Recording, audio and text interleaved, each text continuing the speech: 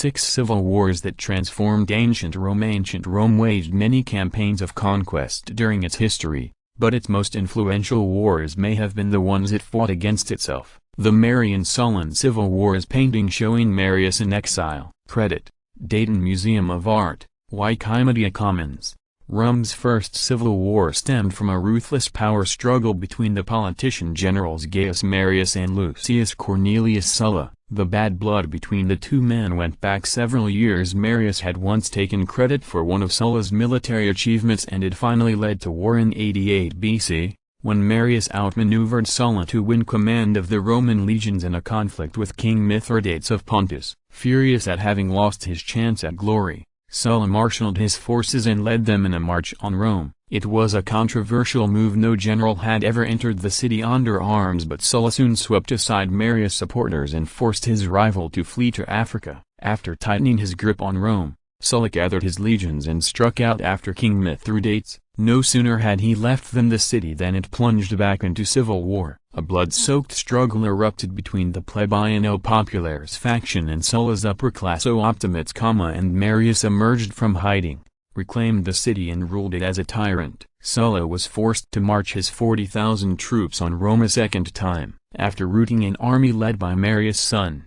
Marius had since died of old age. He installed himself as dictator and executed thousands of opposition politicians and nobles. Sulla eventually stepped down and went into voluntary retirement in 79 BC, but his brief power grab weakened the foundations of the Roman Republic. It would only take a few more decades before they began to crumble. Caesar's Civil War. The death of Caesar. Credit: Limage, Getty Images. In 49 BC, Julius Caesar found himself at a crossroads. The great general was fresh off a stunning military campaign in Gaul, but his longtime alliance with Pompey the Great had turned into a bitter rivalry. Even more pressing was the Pompey-aligned factions of the Roman Senate, which demanded that he disband his army and return home as a civilian. Caesar would do no such thing. Vowing, "Oh, the die is cast," he rallied his men, crossed the Rubicon into Italy and ignited a civil war.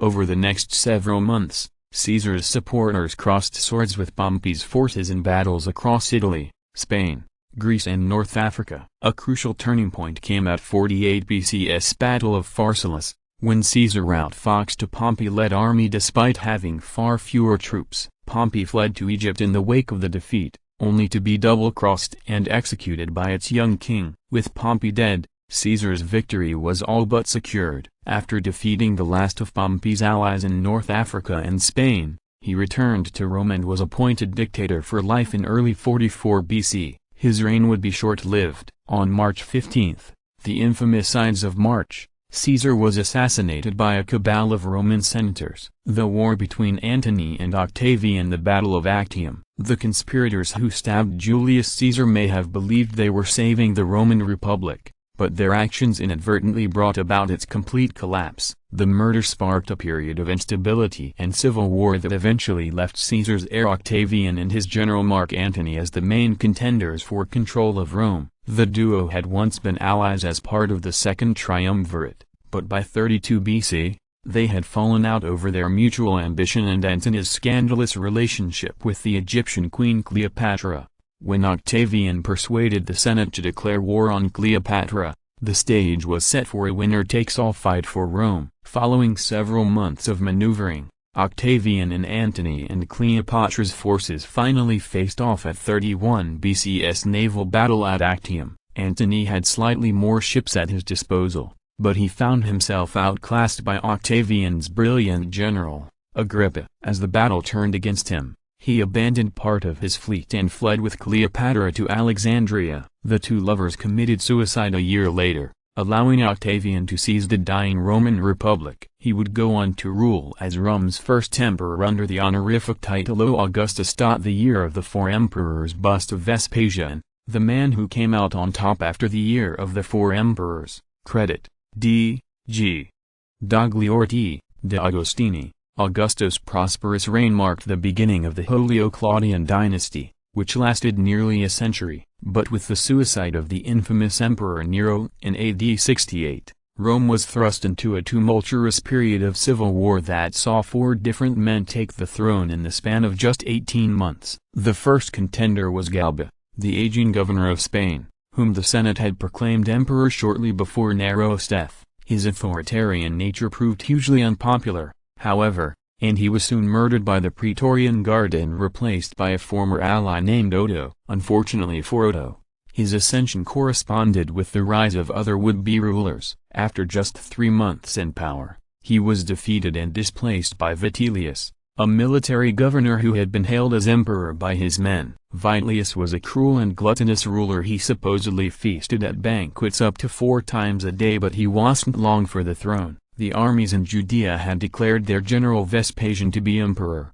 and in the autumn of AD 69, they marched on Rome and crushed Vitellius' defenders in a bloody battle at Cremona. Vitellius was marched half-naked through the city and murdered, and Vespasian was proclaimed the new Caesar. Despite having seized power in brutal fashion, he proved a capable leader and went on to preside over a period of relative stability in Rome. The crisis of the 3rd century Emperor Diocletian's reforms helped bring an end to the crisis. Credit: Ullstein built via Getty Images. In AD 235, the young Roman Emperor Alexander Severus was murdered by his troops during a campaign along the Rhine. The coup couldn't have come at a worse time. Rome was already straining under the weight of increased trades by barbarian tribes, and this sudden political instability launched a period of civil war that nearly brought the empire to its knees.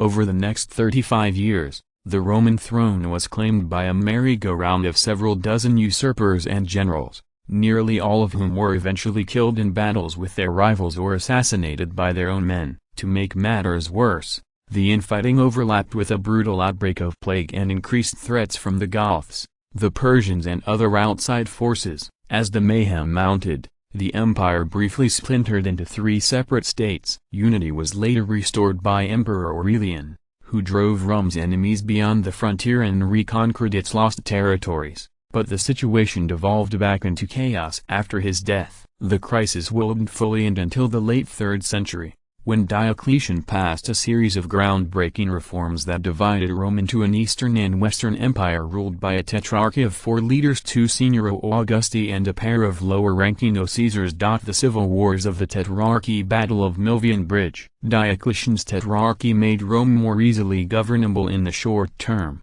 but having multiple emperors was also a recipe for civil war. The first major controversy came in AD 306. When the usurper Maxentius, son of a former ruler named Maximian, conspired with the Praetorian Guard to install himself as emperor in Rome. The Western Emperor Severus immediately marched on the city to confront him, but he was deserted by his men and put to death after Maxentius brought his much-revered father out of retirement to rule at his side.